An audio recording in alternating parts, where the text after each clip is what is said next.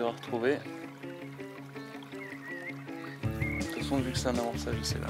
Enfin, c'est difficile à couvrir.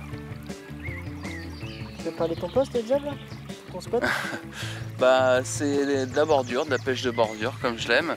Et donc on arrive, donc là on est sur du mou, essentiellement du mou, beaucoup de vases. Et en bordure, on commence à avoir un sol un peu gravillonneux avec beaucoup de petits cailloux. Et plus on se rapproche, plus c'est des gros cailloux. Et ici on a une petite descente qui coule vers le poteau qu'on voit là-bas, en gravier, vraiment en gravier très, très dur. Et donc bah, c'est une partie propre, rare sur ce plan d'eau, donc on en profite, on va essayer d'exploiter comme on peut. Donc à voir, on arrive. Ouais, on va voir.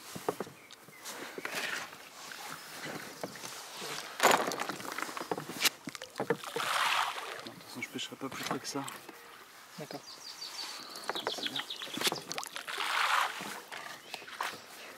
On n'y va pas avec le dos de la cuillère. Bah alors voilà, c'est un mélange très simple, maïs Tiger et Chunvis. Donc en proportion c'est 70 voire 80% de maïs, 20% de Tiger et puis un peu plus, ouais, voilà, un peu de Chunvis quand même pour étaler, vraiment mettre beaucoup de particules au fond pour que ça cherche longtemps, qu'il reste longtemps sur le coup. Donc là je vais arrêter parce que je suis déjà rendu à 10 kg. Ça va plus vite à les balancer qu'à les cuire. Donc voilà, ça je considère ça raisonnable, on va arrêter là pour le moment. Puis on en remettra le jour de la pêche, en espérant que ça paye. Allez, on est un peu plus léger là, c'est bon. Voilà, j'amorce avec des billes de petit diamètre essentiellement, donc c'est du 15 mm, en carnet, moule écrevisse. Et bah, j'en mets très peu, donc c'est uniquement au cas où si quand même des carpes se promènent par là. Je sais qu'il y a des tanches aussi qui sont assez grosses, donc ça peut aussi les fixer un peu et puis leur donner envie de revenir, surtout, c'est ça le but. Donc on verra, mais j'en mets très peu, très peu, mais vu que c'est du petit diamètre, je m'en fais pas trop, je sais que ça va partir avec le blanc. Et c'est histoire d'essayer, quoi, voir quand même si on arrive à... Si ça me prend de vouloir essayer au maïs à la bille à un moment donné, bah voilà. Je pourrais. Au moins. Hop. Allez, c'est bon.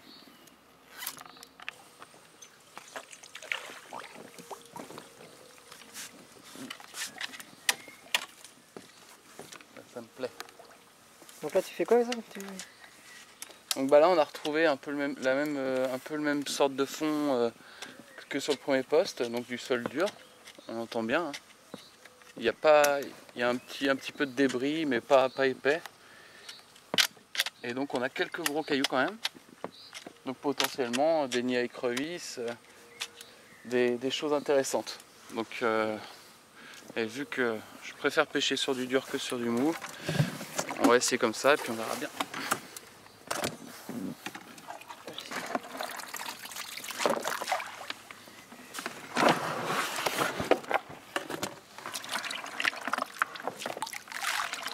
Allez, impec. C'est reparti pour le poste 3. Gros bénage.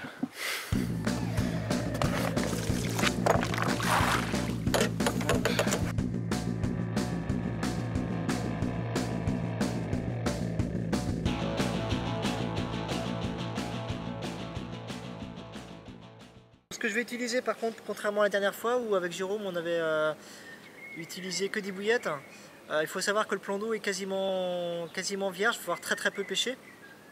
Et donc c'est pas des carpes habituées à la bouillette.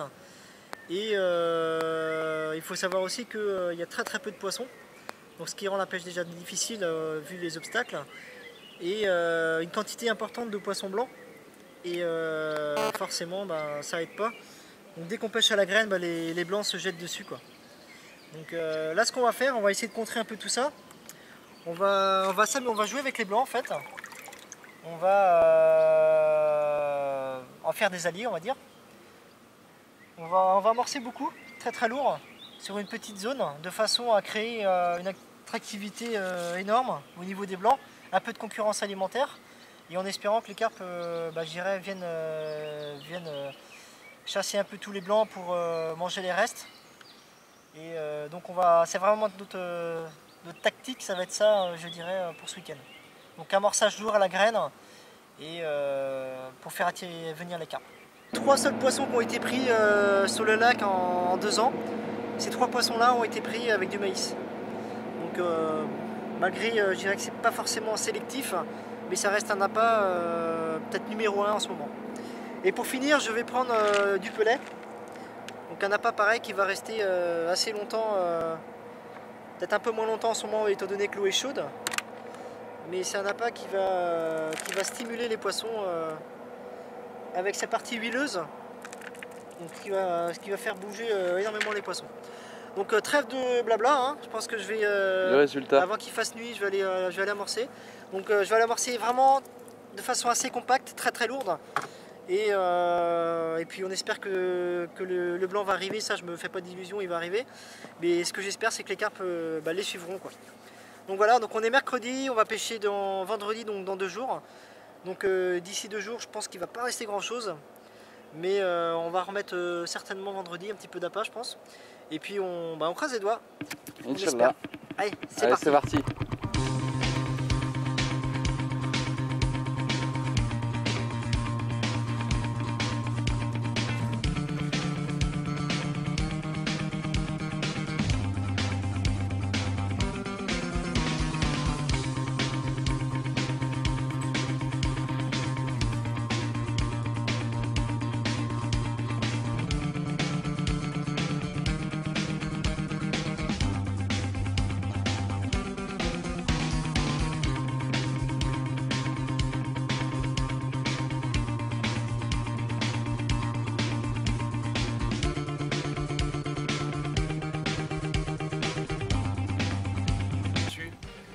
Donc j'avais des bips et puis ça s'est arrêté. Puis bon bah voilà, hein, j'ai pas pêché la carpe cette nuit, en tout cas j'ai pêché la brème et le gros silure.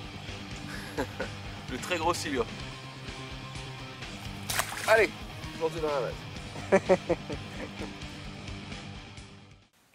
Donc voilà, nous sommes samedi matin. Donc après un bel orage, on peut dire ça comme ça. Ouais, on peut dire ça comme ça, ouais. C'était un bel orage.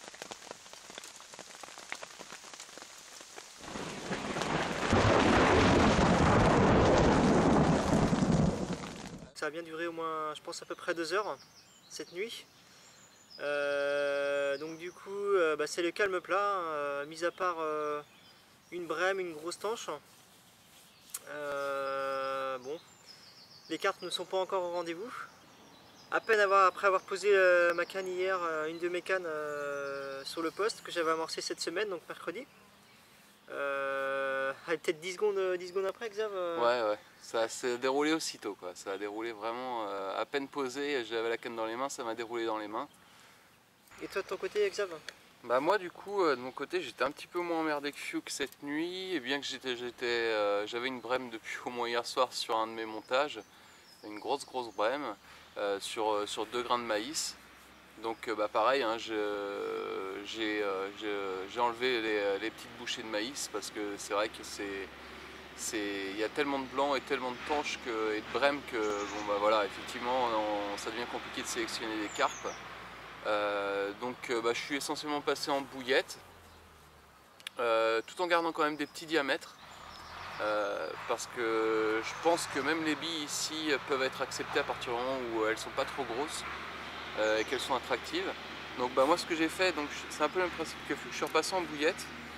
Donc, sauf qu'elles sont, j'ai choisi qu'elles soient pas vraiment, j'ai choisi de pas mettre de couleur cette fois. Donc pour pas que ça attire de trop les poissons blancs. Et j'ai misé essentiellement sur le goût et l'odeur. Donc en gros c'est une bille qui a trempé pendant un peu plus de 2 jours dans l'huile de thon.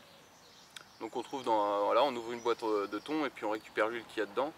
Et ça fait un super booster. Et donc ce montage là va reposer sur des cailloux également. Donc il n'y a pas besoin non plus que ce soit flottant ou décollé et trop visible. À partir du moment où le poisson est dessus, moi je pense que ça devrait marcher. Donc voilà, c'est juste un combi-link, un 13 fluorocarbone et une bille dense, pas équilibrée, rien du tout. Et donc moi je suis aussi un vicelard parce que même si on fait du blanc, je continue à mettre des sticks parce que j'ai pas été trop emmerdé cette nuit au final. Donc je vais continuer pour être sûr d'avoir un montage qui pêche bien et puis avoir un petit peu de particules autour. Ouais, côté attractif un petit peu quand même. Ouais. Et puis ça sent très fort. Donc du coup c'est un petit mix de farine. Donc, je sais pas si on voit un petit peu. Donc dans lequel j'ai broyé des bouillettes, du frolic, du thon, des épices, des noix tigrées, du babycorn, enfin il y a beaucoup de choses qui sont broyées et ce qui fait que ça fait beaucoup de particules, c'est très odorant. Oui, c'est clair, ça pue même. Ça pue, ouais. Vache. Et donc vu que ça m'a pas trop emmerdé cette nuit, on va essayer de continuer jusqu'à temps qu'il y ait une carpe qui daigne passer par là et s'arrêter. Et puis on verra bien. Au moins je suis sûr d'avoir un truc attractif et même si voilà c'est pas jaune fluo, on essaye de miser plutôt sur l'aspect qualitatif. Ouais voilà. Qualitatif que... Goût, odeur, quelque chose qui ressort quand même beaucoup sur un fond propre. On s'en aurait été que sur de la vache, j'aurais pas mis un montage comme celui-ci, mais là vu qu'on est vraiment sur du dur, ça me gêne pas et puis à la limite je préfère. On verra bien si ça paye ou pas, mais bon.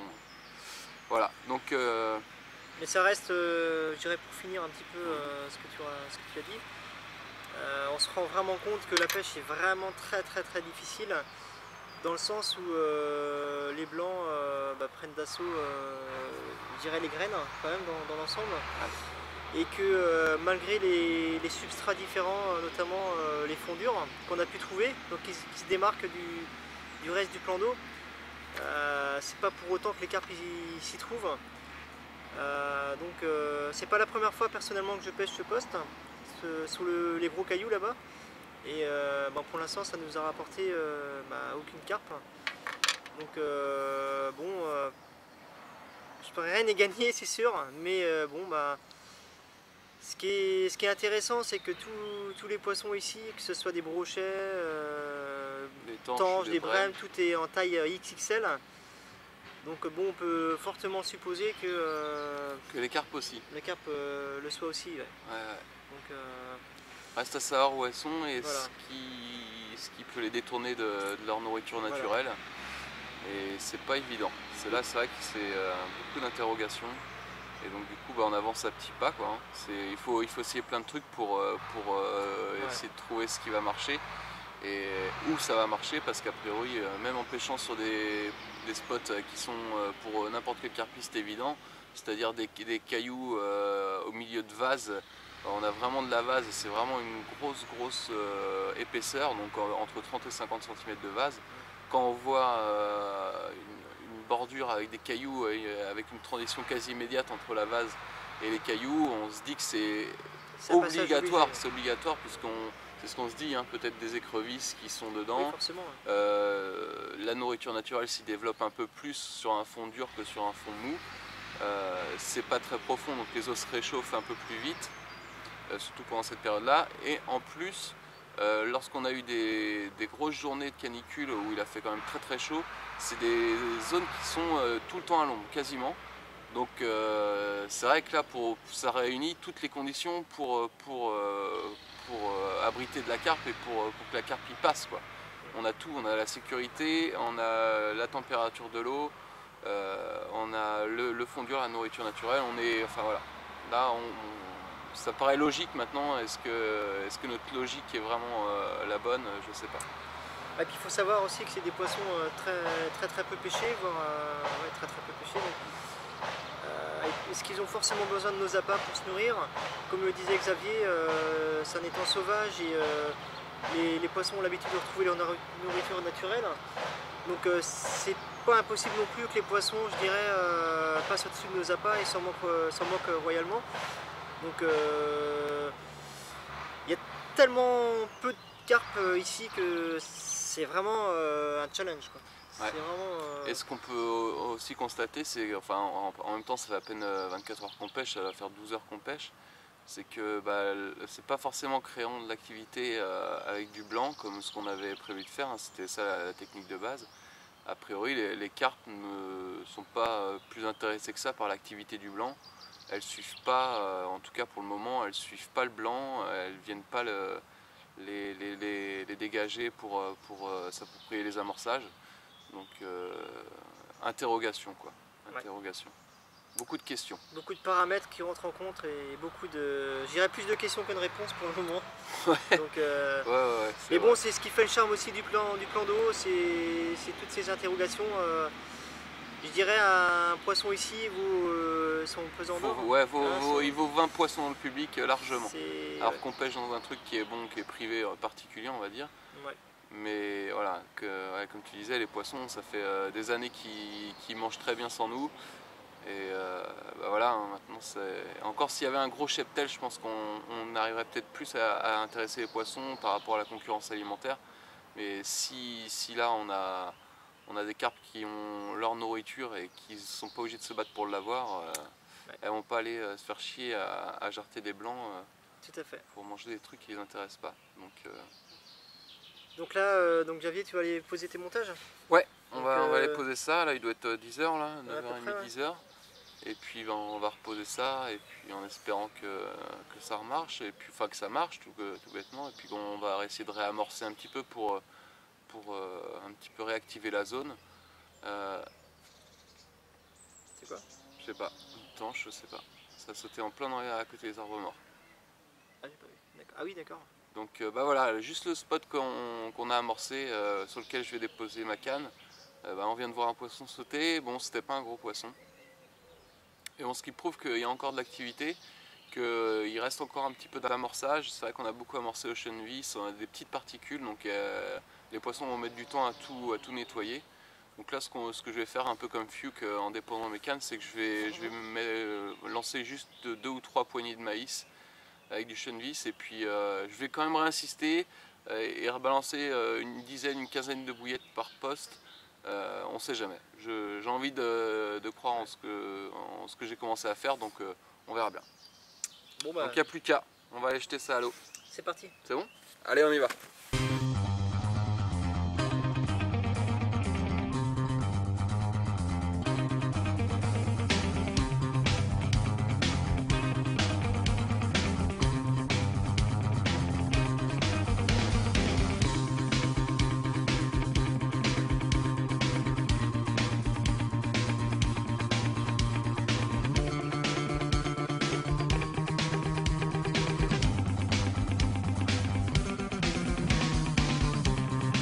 Donc là on va se taper pour la 3e fois du week-end un orage. Bon bah... On n'a pas le choix. Jusqu'à présent ça n'a pas d'incidence particulière sur les poissons. On aurait pu penser que ça aurait pu déclencher une activité. Mais bon, bah, mis à part les quelques gardons qu'il y a en bordure, c'est le calme plat. Il n'y a que dans le ciel où ça s'agite, donc on va essayer de déjà de s'abriter si on peut. Et puis d'attendre, il n'y a plus que ça à faire.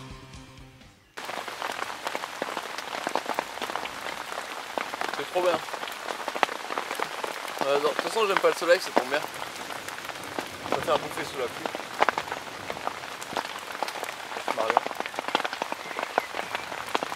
Donc là tu es dans tes conditions, là, tu es dans mon élément. Dans ton élément, ouais.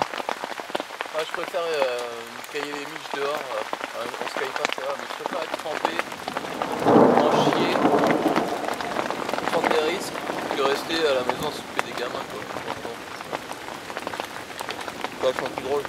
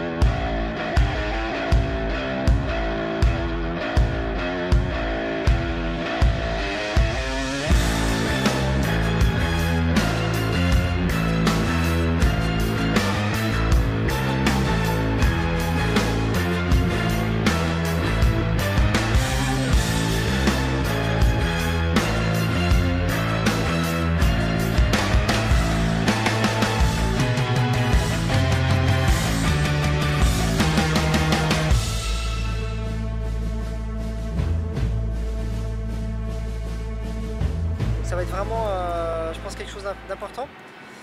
Ensuite, du maïs, je dirais lapin roi de l'été. Et un tracteur. 2 tracteurs. 3. Allez, salaud.